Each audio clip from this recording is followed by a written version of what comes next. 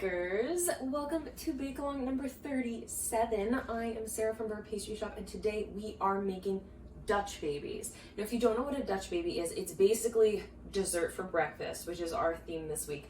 But we are zhuzhing it up a little bit. We're making cinnamon swirl Dutch babies. So a Dutch baby is basically a pancake. You bake it in one huge pan. There's no flipping involved. You make one at a time and you throw it into the oven. So if you have a cast iron, 12-inch would be great. Anywhere between 8 to 12 inches will be absolutely fine. If you don't have a cast iron, just make sure that you come along with an oven safe pan, because the whole pan's going to go in the oven after we begin. Let's get rolling. So the first step, absolutely get your oven preheated. Things begin to move pretty quickly once the batter goes into the pan, and so you don't want your oven to delay you. What will happen if you have any sort of delays or anything is too cool is your Dutch baby won't rise. Okay, so the first thing we're gonna do is we're gonna get our eggs cracking. You just need a big bowl and a whisk. And if you've made Dutch babies before, you might have seen this done with a blender or a food processor. That works great too. You can use either of those methods. You just omit the whisk and you'll start right away with the food processor or the blender. I am not using either of those because I want to show you that it is possible to make a glorious Dutch baby without the use of any equipment like that. So the first step is we're gonna beat these eggs, and we wanna make them pale and light, and they're gonna increase in volume. We're not going quite all the way to the ribbon stage, but we're definitely gonna add some volume here, and the color will change, you'll notice. Now, I did look up the history of the Dutch baby because this recipe came to be because maybe you guys remember from our chocolate tempering week, but my brother Jacob is a culinary teacher and he works at a local high school. And so I popped in to do a demo for them during their distance learning, and we made Dutch babies. And so I thought this was the perfect bake-along this week. My high school didn't have a culinary program, but oh, I wish it had. I would have been all over it. I didn't actually know I wanted to bake in high school. That wasn't my plan, but maybe I would have known sooner. I don't know. So again, our oven is preheating to 400 degrees right now, super hot, and we're just whisking our eggs until they're pale and light. Okay, now that my eggs are pale, they're foamy, they've increased in volume, we're gonna start throwing in all of our other batter ingredients. So I'm gonna start with my brown sugar to get that incorporated. And the goal here is to get everything really well incorporated. That is something the blender can do. And so we're looking to imitate a blender. I'm gonna add in my half and half. And then I'm gonna add in my flour. And the flour, if you're really worried about chunks, feel free to sift it right in. You don't want any lumps of flour in this. Then we're gonna add our vanilla extract. And make sure everything's really well combined. Okay, now that we have this fully combined, we can set it aside. Again, it's much more important to get our mise en place, to get everything set up before we ever turn on our pan. So now, turn your pan with a 1/4 cup of butter over medium heat. We're looking to get this pan really hot and ready for our batter. In the meantime, we can make our cinnamon swirl filling. So you want softened butter, something you can stir easily with a spatula. And we're gonna put our brown sugar and our cinnamon right in there and just mix it until it's well combined. At first, it might not seem like it's going to combine, but keep mixing it well. Make sure your butter is soft enough. If you need to throw it into the microwave for 15 seconds, go for it. All right, as soon as your cinnamon swirl is all combined, grab a sandwich bag or a piping bag, and we're gonna load it right up. We want this ready to go. The plan is we're gonna pour our batter into the super hot pan and then immediately top it with some cinnamon swirls. If you have a pastry scraper or a spatula, you can use it to shove that filling right up to the corner. And then you want to make a very small cut in the tip. We don't want this to be too thick when we're piping it out, because that'll cause the Dutch baby to be weighed down. Okay, we're ready to go. Okay, my butter is all melted.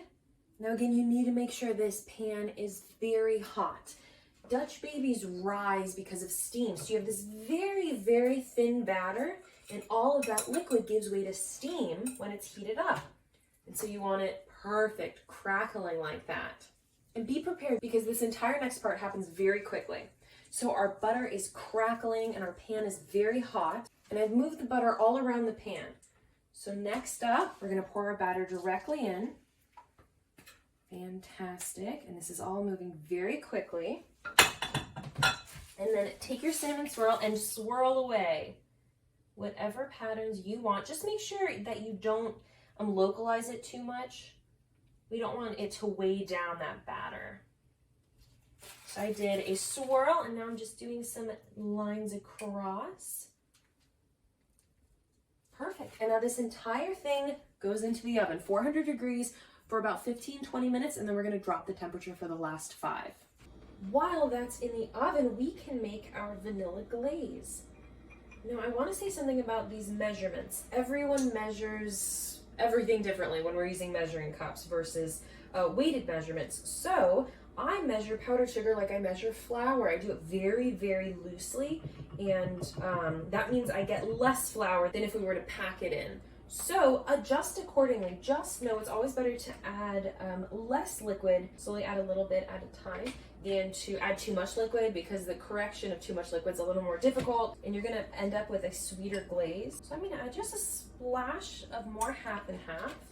And you're looking for a consistency that's just thick enough. You want it to sort of hold its shape, but is still runny enough. You can drizzle on top of your Dutch baby. Speaking of Dutch baby, I did, for the sake of the class, look up the history of the Dutch baby. And of course it was created in America and we call it a Dutch baby. But it's actually based off of the German pancake, which you can get locally a lot of places. At least I've found. I think that was my grandmother's favorite type of pancake when she went out. She'd always love getting German pancake. A lot of different places think that a Dutch baby, a Dutch pancake, was actually a bastardization of a Deutsch pancake, which I know happened a lot, changing Deutsch into Dutch. So this is neither Dutch, nor is it really a pancake. Actually, it's more of a pancake than the pancakes we make for breakfast, because Lord, we're cooking cake in a pan right now.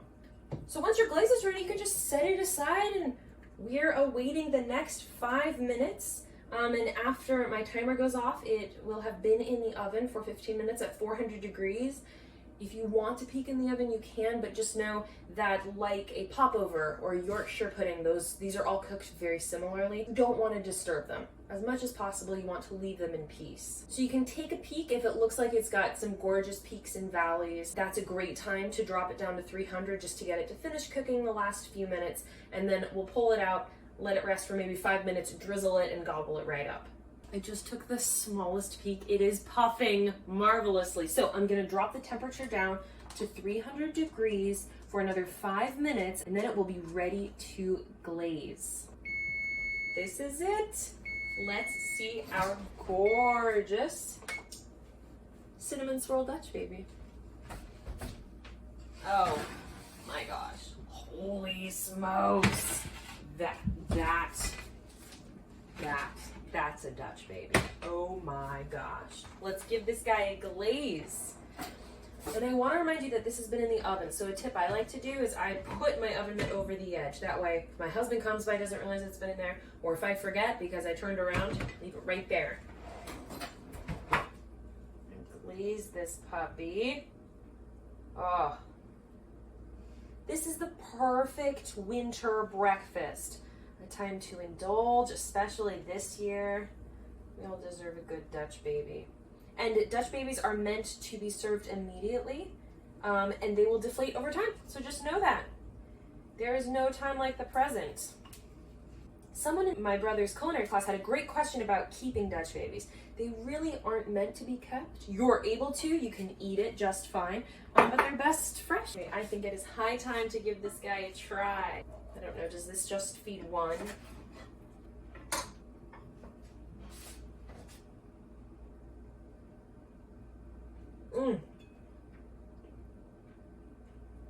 Everything about this is just the perfect breakfast. It's not so heavy that it's just gonna sit in your belly like a lump all day, but it's indulgent. It's absolutely indulgent. A typical Dutch baby is served with powdered sugar and sometimes a lemon wedge. So this is a little bit more. There's a little bit more to this one. The cinnamon adds a really nice extra dimension when sometimes these can be a little bit flat. It's a really nice addition, and it makes it a little bit sweeter. Not to mention, how easy was this? What an easy thing to whip up one weekend morning this winter. I hope you enjoyed. Let me know how it goes. Let me know if you're mixing it up. Maybe you threw some espresso powder in the batter. You added some cinnamon to the batter, some nutmeg, some cloves. You made this a winter spice Dutch baby. Maybe you kept it plain, omitted the cinnamon swirl and the glaze. Let me know how it went. Let me know how you got creative with this recipe. For the full recipe and for all other bake-alongs, you can head to beurrepastryshop.com/blog. There you'll find all recipes written out with full ingredients lists and little hyperlinks to points in the video that might be important to you, like visually seeing the end result of the Dutch baby, for instance.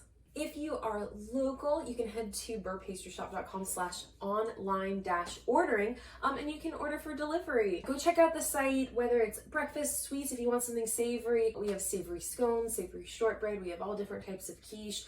So get on there and get browsing and make sure you get your order in time for it to be delivered before take a little holiday break. If you are nationwide, you can go to beurrepastryshop.com/nationwide-shipping. Shipments typically go out on Tuesdays. So make sure you place your order for all of your gift boxes. We're shipping gift boxes nationwide this year.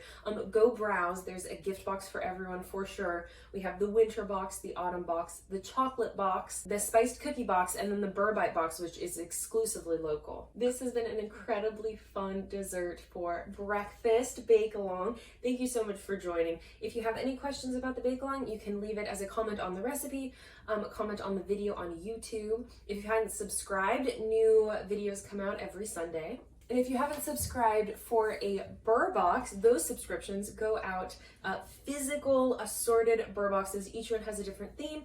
Those go out the first Tuesday of every month.